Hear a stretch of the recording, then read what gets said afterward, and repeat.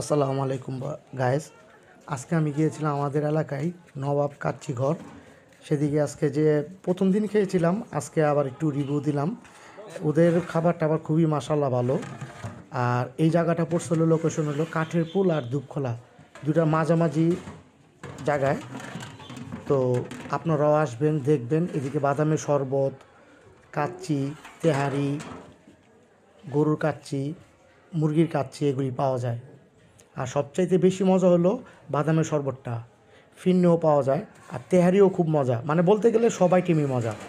আমরা যে খেলাম, খেয়ে আবার আজকে আবার একটু গেলাম, আজকে একটু খাওয়া দাওয়া করলাম। আজকে শুক্রবার ছিল। ও, আবার টিকাও পাওয়া যায়, এটা আমি ভুলে গেছিলাম বলতে। টিকাটা খালি খালি খেতে আরও মজা লাগে। আর ওদের এখানে কোকটোক পাওয়া যায় না। আর এটা হলো গরুর চাপ। গরুর চাপটা সাদা পোলাও দিয়ে খেতে ওইটাও মজা। বলতে গেলে ওদের সবই খাবার লোভনীয়, কোনোটাই খারাপ না। তো সবাই আসবেন, খাবেন, খুব ভালো লাগবে। আর বোরহানিও পাওয়া যায়। আচ্ছা, ঠিক আছে, আল্লাহ হাফেজ।